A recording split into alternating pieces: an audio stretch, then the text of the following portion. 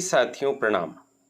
लोकसभा निर्वाचन 2024 के परिप्रेक्ष्य में इस वीडियो में हम 21 बिंदु समीक्षा प्रपत्र के बारे में बात करने जा रहे हैं। साथियों, यह एक प्रमुख दस्तावेज है और इस दस्तावेज में आपके मतदान केंद्र पर मतदान से संबंधित महत्वपूर्ण बातों का सारांश लिखा होता है। जब आप सामग्री जमा केंद्र पर सामग्री जमा करने पहुंचते हैं तो आपसे 21 बिंदु समीक्षा प्रपत्र भी अलग से लिया जाता है। यहाँ इस बात को स्पष्ट कर देना आवश्यक है कि अलग अलग निर्वाचन क्षेत्रों में इस समीक्षा प्रपत्र का स्वरूप अलग अलग हो सकता है। कहीं बिंदुओं की संख्या भी कम अधिक हो सकती है, लेकिन अधिकांशतः इसी तरह का प्रपत्र बनता है जो इस वीडियो में आपके समक्ष प्रदर्शित किया जा रहा है। इसमें बहुत ही प्रमुख बातों का उल्लेख होता है और इस प्रपत्र के आधार पर आपके मतदान केंद्र की समीक्षा करने में सहायता मिलती है। तो आइए हम देखते हैं इसमें क्या क्या लिखना होता है। सबसे पहले आप 190 बड़वानी अजजा विधानसभा निर्वाचन क्षेत्र से 27 खरगोन अजजा लोकसभा क्षेत्र का निर्वाचन 2024 उदाहरण के तौर पर हमने बताया है। आप अपनी विधानसभा क्षेत्र और अपने लोकसभा क्षेत्र का उल्लेख इसमें कीजिए। लोकसभा क्षेत्र का क्रमांक व नाम 27 खरगोन अजजा, मतदान केंद्र का क्रमांक व नाम 5 अ ब स। पुनः स्पष्ट कर रहे हैं कि इसमें उल्लिखित समस्त सूचनाएं और आंकड़े काल्पनिक हैं, उदाहरण स्वरूप हैं और इनका उद्देश्य केवल आपको 21 बिंदु समीक्षा प्रपत्र बनाना सिखाना है। चलिए क्रमशः देखते चलिए। तीसरा बिंदु, मतदान केंद्र में कुल मतदाताओं की संख्या, जिसको 3 अलग अलग भागों में बांटा गया है, फिर योग लगाया गया है। पुरुष मतदाता, महिला मतदाता, अन्य मतदाता और योग अन्य यानी थर्ड जेंडर के जो मतदाता होते हैं वो। जैसे यहाँ पर लिखा है 400 पुरुष, 332 महिला, अन्य 00, योग 732। निर्वाचक नामावली की चिन्हित प्रति से आपको यह जानकारी मिलती है। चौथा बिंदु है मतदान करने वाले कुल मतदाताओं की संख्या। तीसरे और चौथे के पॉइंट के अंतर को आप स्पष्टतः समझ पा रहे हैं। तीसरे पॉइंट में कुल मतदाता लिखना है और चौथे पॉइंट में उन कुल मतदाताओं में से कितने मतदाताओं ने मतदान किया है यह बताना है। जैसे यहाँ हमने बताया है पुरुष 305, महिला 295, अन्य 00, योग 600। स्वाभाविक है कि जितने मतदाता होते हैं सामान्यतः मतदान करने वालों की संख्या उससे कम होती है, इस बात का ध्यान रखिएगा। यदि किसी मतदान केंद्र पर 100% मतदान हो तो अलग बात है, फिर समान आएगी संख्या। बिंदु क्रमांक 5 देखिए, उपयोग में लाए गए निविदत्त मतपत्रों की संख्या 00, चैलेंज मतों की संख्या 00, प्रॉक्सी मतों की संख्या 00, नेत्रहीन अशक्त मतदाता जिन्होंने साथी की मदद से अपने मतदान अधिकार का प्रयोग किया की संख्या 00। आइए 5वें से 8वें तक के पॉइंट को थोड़ा समझ लेते हैं। 5वां, 6वां और 7वां पॉइंट सामान्यतः आपवादिक रूप से किसी मतदान केंद्र पर उपस्थित होता है, इसलिए हमने यहाँ पर 00 लिखा है। 8वां पॉइंट कुछ मतदान केंद्रों पर हो सकता है। यदि आपके मतदान केंद्र पर नेत्रहीन अशक्त ऐसे मतदाता आते हैं जो अपने मताधिकार का उपयोग अपने साथी की सहायता से करते हैं तो कृपया यहाँ पर संख्या लिखिए। 9वां बिंदु देखिए, फोटो पहचान पत्र के आधार पर मतदान करने वाले मतदाताओं की संख्या हमने 560 बताई है। वैकल्पिक दस्तावेजों के आधार पर मताधिकार का उपयोग करने वाले मतदाताओं की संख्या 40। आइए 9वें 10वें बिंदु को थोड़ा समझ लें। इन दोनों का योग 560 और 40 600, यह योग इस योग के बराबर होना चाहिए जो हमने बिंदु क्रमांक 4 में बताया है, मतदान करने वाले कुल मतदाताओं की संख्या। कई बार योग करने में अशुद्धि हो जाती है और सामग्री जमा करते समय फिर कठिनाई आती है। तो इन पहला पॉइंट तो आप यही समझ लीजिए कि 9वें और 10वें पॉइंट में जो संख्या दी है उनका कुल योग चौथे पॉइंट की संख्या के कुल योग के समान होगा।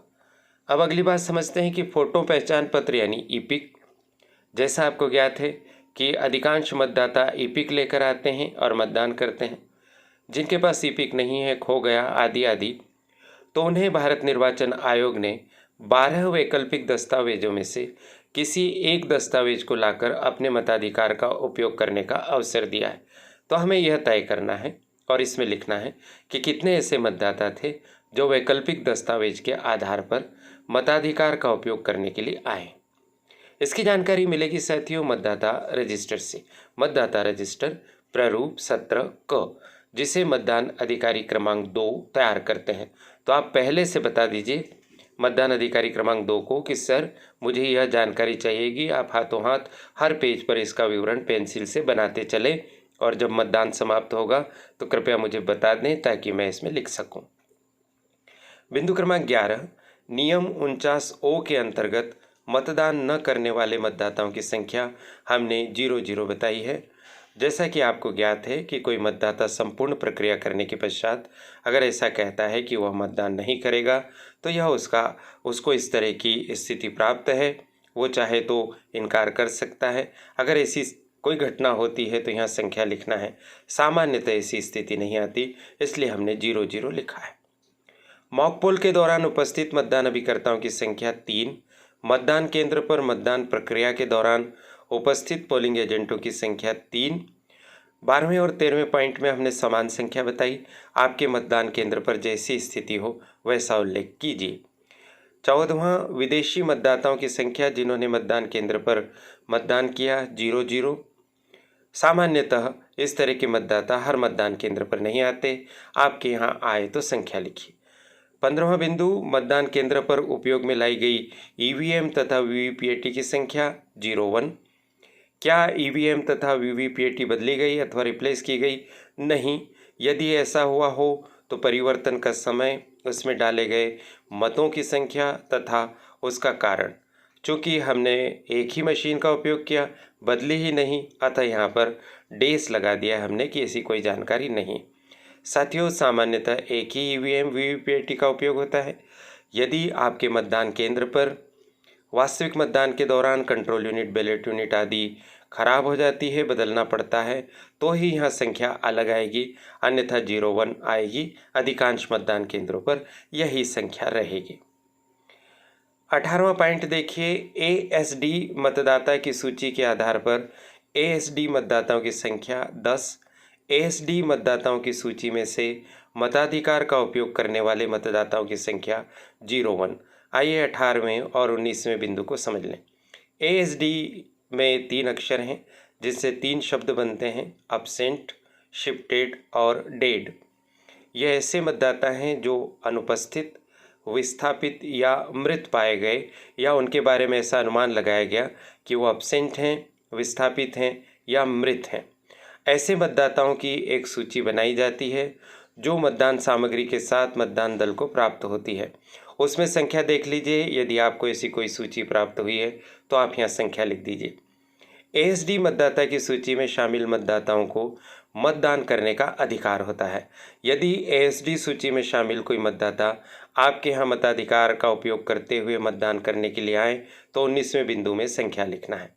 एएसडी मतदाता कि मतदान की प्रक्रिया में कुछ विशेष बातों का ख्याल रखना पड़ता है, जिसके बारे में हम एक अलग वीडियो से विस्तार से आपको बताएंगे।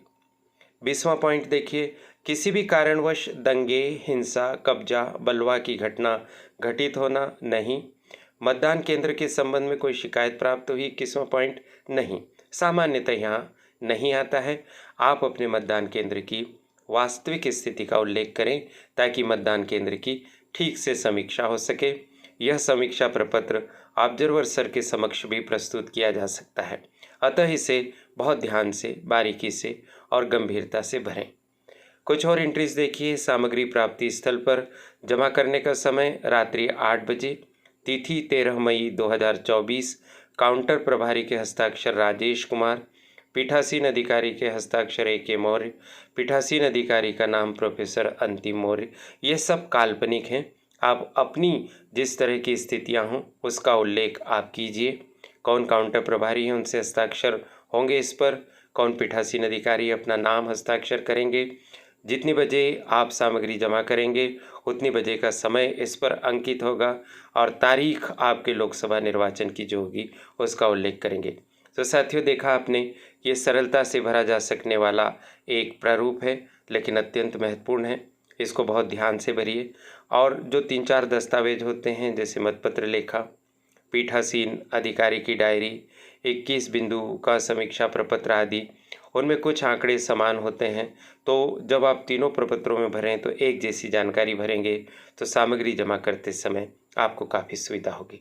इस वीडियो में इतना ही। यह अपेक्षा है कि आप कमेंट बॉक्स में बताएंगे कि आप इस वीडियो को भारत के किस राज्य के किस निर्वाचन क्षेत्र से देख रहे हैं और वीडियो आपको जानकारी देने में कहाँ तक सफल हो रहे हैं।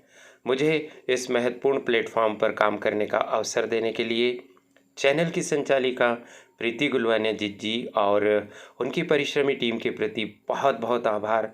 आप सभी को शुभकामनाएं। नमस्कार।